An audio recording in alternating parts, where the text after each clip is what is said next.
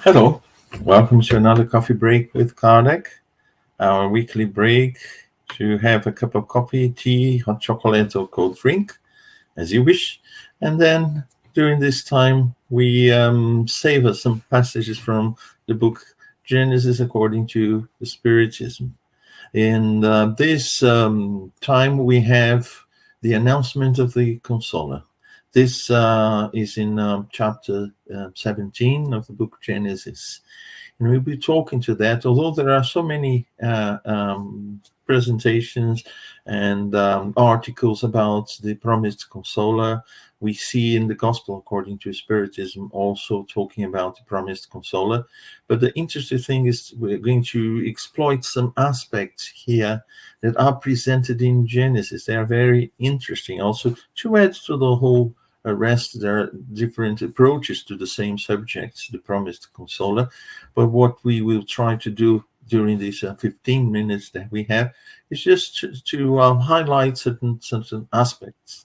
And I will start saying that this, the promised Consoler, is well described when Jesus is talking to his 12 disciples. He said that it was time for him to go. And then they said, "Oh, you're going to leave us."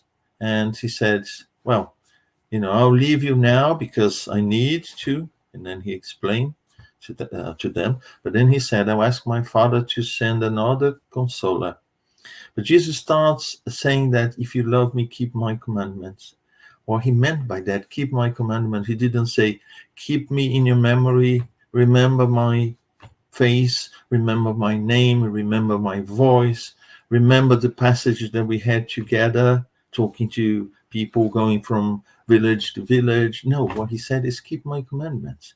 What he was trying to say is taking the person Jesus out of his message, saying, my commandments, as he expressed in many different occasions, my commandments, they reflect God, because I can understand God. When he meant me and God are one, that meant I'm in a level where I can understand God's laws. So what I've explained to you, or what I've shown you in terms of example, are just the full living of the of God's laws, or according to God's laws. That's why he said that it was important for them to keep his commandments. And then he said he asked the Father to send another Consoler, or Comforter. Some places we see Comforter, not Consoler.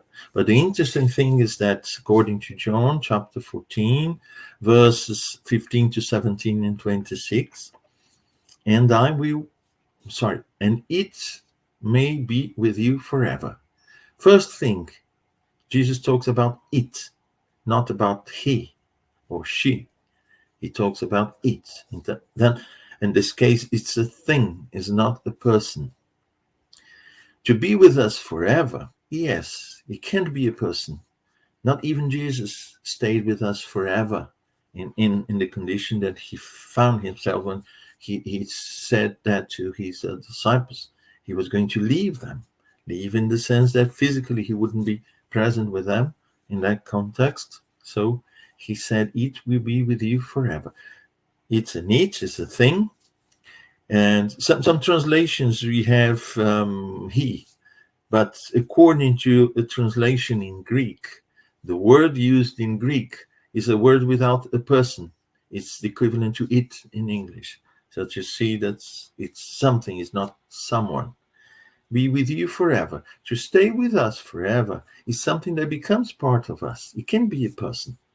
So we see that, it's something that we are going to gain. And then he says, it's the Spirit of truth, whom this world cannot receive, because he cannot see it. Cannot receive in the means of can't understand, can't absorb, can be part of your thoughts, be part of your feelings, because you can see it, and see in the sense of you can't understand. We should always remember people were very simple. We could even use the word ignorant in the sense they knew very little about the world, the material world, let alone this spiritual world. So they were very simple people. And what Jesus was trying to say is that now the world cannot receive what I said to you in its full extent. I just gave you an introduction, very simple introduction. The same thing happens when you're going to explain certain very complex and sophisticated things to a young child. We have to adapt that, the language. We have to use as means of comparison for the child to understand, to grasp the general meaning of it. We have to use the words of that child in the context of that child. So we even sort of change things to be to give a glimpse for that child of what we are talking about. But of course we can't explain it in full extent. So to do that, we need the child to gain knowledge, to develop, to grow, to reach a certain point where then the child can, now an adult, can understand things in a different way. What Jesus said is, you need to develop intellectually, you need to develop morally, in general terms, using those two branches of the spiritual development. You need to develop that in order to understand. And of course, that development, material development as well, because we develop our sciences here, we develop our knowledge, we develop our sense in arts, in poetry, so everything we see when we look back 2,000 years ago, we have evolved in so many aspects. Can we imagine talking about material things we experience, we take for granted in our daily life today? Car, electricity, TV, all the gadgets we have in our kitchen, and a mobile phone, and an MRI scanner, whatever, spacecraft, this telescope that is looking at the depth of the universe, James Webb. And can we go back and explain to them these things that we find very simple, very trivial nowadays? No, we couldn't. And we're talking about just material things, advancement in the last 2,000 years. Can we then project that into the next 2,000 years? Could we understand what the development would be in 2,000 years from now, today? Well, perhaps we wouldn't have the condition to understand it. Could we talk about quantum physics, theory of relativity 200, 300 years ago? No, physics was much simpler than that.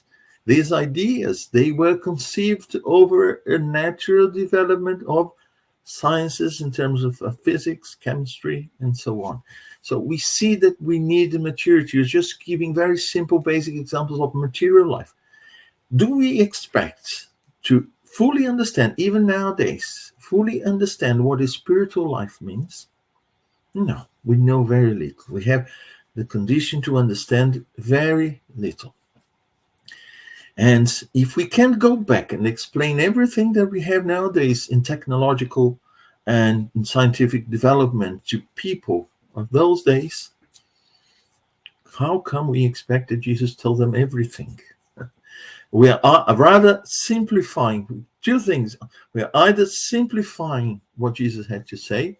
The spiritual life was something very simple. Well, you just go to a cloud, play the harp for eternity. That's it. No, it wasn't like that. There's so many things about spiritual life that we don't even imagine. Or then the 12 disciples were, spirits who understood everything. No, they were very simple, very humble people, and they couldn't grasp everything that Jesus had to say. 2,000 years later, today, we don't have also conditions to grasp the full, to have the full understanding of what the spirit life means, of universe as a whole means, not just material but also spiritual. We are still learning. We are at the very beginning of understanding our material world. So, having said that, Jesus said, that this consoler would remain with us and would be within us. Again, stressing that it's not someone, it is something. And then this consoler will teach us all things, and then we will enable us to remember everything that Jesus had said. Remember in the sense that, well, Jesus said that, but I didn't have a full understanding of what he meant. Now what he said is not that is no longer, important. No, it's even more important. Is now I fully understand what he meant, or I understand better. I don't fully understand. So, and who is supposed to do that? Well, we've seen that, through the centuries after Jesus, we didn't have anyone or anything that would really give this improvement in humanity in terms of understanding the true meaning of it beyond material life. So we didn't have that. But Spiritism, because Spiritism is not the result of a person's teachings. It is the collective teachings of spirits. So, huge number of spirits, they came and they brought the teachings. These teachings were analyzed, they were compiled, and then they were presented to us. So we couldn't say it's the teaching of A or B or C. No, it's the teaching, collective teaching of a huge community of spirits who brought them to us. And we analyze them now with the ideas, bringing together all the development in terms of ideas, in terms of feelings that we nowadays have, that required 2,000 years for us to get to this point where now we understand what the spirits are telling us. But we don't understand everything. We still need to understand much more. But this is part of this process. And it goes very much with what Jesus said to us. And also in John chapter 16, item 7 to 14, Jesus says, however, I tell you the truth, it's necessary for me to go for it. And if I do not, for me to go, if I do not, the consoler will not come to you. Meaning that Jesus taught and he lived with a small community, very few people in a very circumscribed area of the planet. He spoke mainly to the 12 disciples. So what he said is, it's necessary now for the dough to grow. I was the yeast. Now the dough has to grow. And when it grows, then a new phase will come with the consoler. So he said, now my teachings will spread to the whole world. The humanity, whole of humanity, we have time to understand and to mature it. And when the time is right, then the next phase will come. The consoler will come, and it will bring the teachings that we now can understand and keep inside us. Because during many years, for a long period, people said that was an attribute of Jesus. Oh, Jesus was this, and Jesus was that. He taught that. Very few people said, well, now I do what Jesus did. We had St.